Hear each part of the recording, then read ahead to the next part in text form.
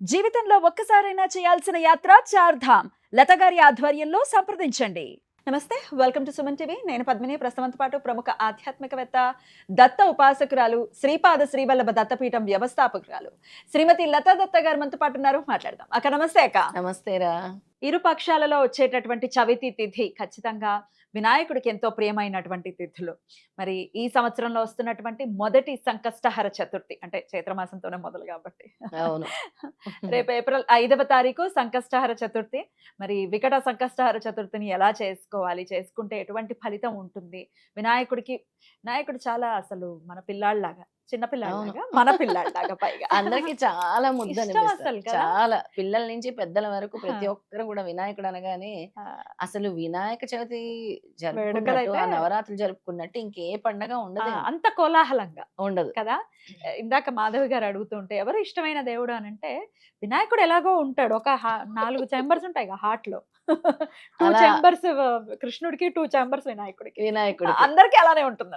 వినాయకుడు ఇష్టపడని వాళ్ళు ఎవరు ఉంటారు? చాలా ముద్దుగా అసలు మన పీఠంలో అయితే ఎన్ని రకాల వినాయకుళ్ళు ఉంటాయి. అవునా? చాలా. అవును, నిజమే.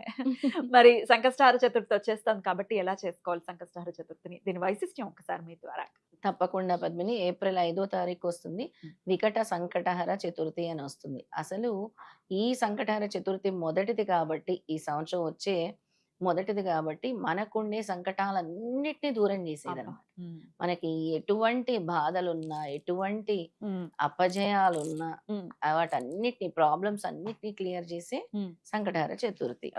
ఆ రోజు ఎవరైతే వినాయకుడిని పూజిస్తారో, ముఖ్యంగా కేతుగ్రహ దోషాలు ఉండే వాళ్ళకి ఒక అద్భుతమైన పరిహారం ఏంటి అంటే, జీలకర్ర ముందు రోజు రాత్రి నానవేసుకోండి.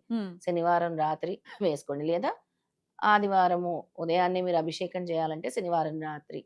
ఎలాగో మీరు ఆ రోజు ఉపవాసం ఉండి చంద్రుడిని చూసిన తర్వాతే భోజనం చేస్తారు. అప్పటి వరకు ఉపవాసం ఉంటారు చాలా వరకు ఎవరైతే ఈ సంకటహర చతుర్థులు చేస్తారో. ఆ కేతుగ్రహ దోషం ఉండే వాళ్ళు ఈ జీలకర్ర నానబెట్టి, ఆ నానబెట్టిన నీరుతో వినాయకుడికి అభిషేకం చేయాలి.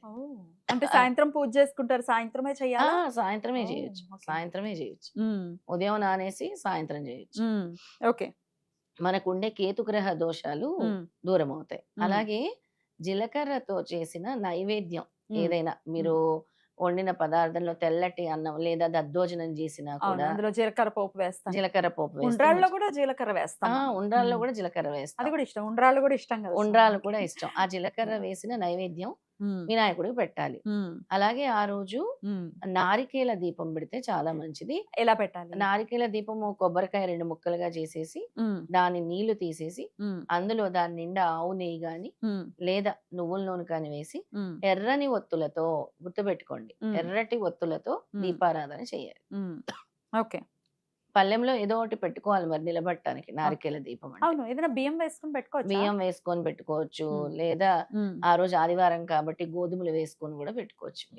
ఆదివారం వచ్చింది కాబట్టి మనకి అక్కడ సూర్యుడు అనుగ్రహము, గణపతి అనుగ్రహం 2 కూడా వస్తాయి అన్నమాట. ఓకే. ఓకే. ఆ తర్వాత అది మొత్తం ఘృతం అయిపోతుంది, అంటే మొత్తం ఇది అవుతుంది కదా. నిర్మాలంలో వేయాలి. ఎవరు తొక్కని చోట నిర్మాలంలో వేసేయాలి. లేదా చిన్న చిన్న ముక్కలుగా కోసి ఏదైనా మన పశువులకి ఆహారంగా కూడా ఇవ్వచ్చు. ఏదైతే మనము గోధుమలు గాని బియ్యం గాని దాని కింద పెట్టామో పక్షులకు వేయొచ్చు.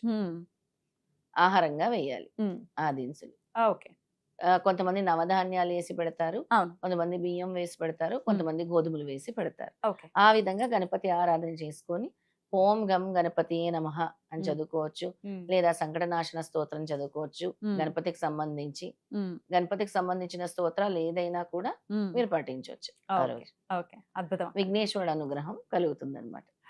మన పీఠంలో చవితికి ఏమైనా ప్రత్యేక కార్యక్రమాలు ఉంటాయా? ఏమైనా చేస్తారా? ఉంటాయి.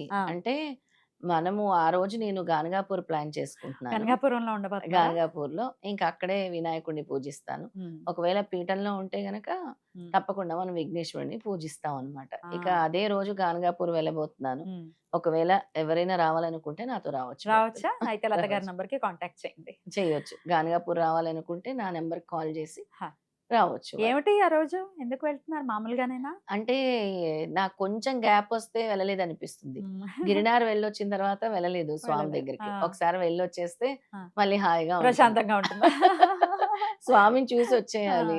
ఆ, ఏదో ఒక దత్తక్షేత్రానికి వెళ్తూనే ఉంటాను అవును కదరా! అవును నీకు తెలుసు కదా! అసలే కాళ్ళకి చక్రాలే. ఏ క్షేత్రానికి వెళ్తూనే ఉంటారు. గిరినార్ అయిన తర్వాత హిమాలయాలకు వెళ్ళారు. కాశీ ముందు. కాశీ వెళ్ళారు. కాశీ, తర్వాత గిరినారు, గిరినారు, హిమాలయాలు. హిమాలయాలు. రాగానే షిరిడి, శని సింగనాపూర్. ఆ వెళ్ళా. అయిపోయాయి. మళ్ళీ ఇప్పుడు మళ్ళీ ఇప్పుడు గాన్గాపూర్. గానగాపూర్. అమేజింగ్ అక్క. గానగాపూర్. చాలా చాలా సంతోషం. అయితే స్వామిని మరీ అడిగినట్టు చెప్పండి. అడుగుతూ తప్పకుండా. ఉన్నారు. ఇదే సందర్భంలో మరి నేను కూడా అడిగేస్తున్నా. మన వాళ్ళు అడుగుతున్నారు. మళ్ళీ గిరినార్ కాదు, గానగాపురం ఎప్పుడు పెడతారు? మేము వస్తాము అని అడుగుతున్నారు. ఏప్రిల్ నేను 5వ తారీఖు నేను వెళ్తున్నాను. హా. నాతో పాటు రావాలనుకునే వాళ్ళు ఉమ్, జాయిన్ అవ్వచ్చు ఉమ్, ఆ రోజు. ఉమ్. ఎందుకంటే 5న వెళ్ళి మళ్ళీ 6న తిరిగి వస్తాం. ఒక్క ఒక రాత్రి స్టే. ఉమ్, ఓన్లీ గానగాపూర్ ఉమ్, స్వామి దర్శనం ఉమ్.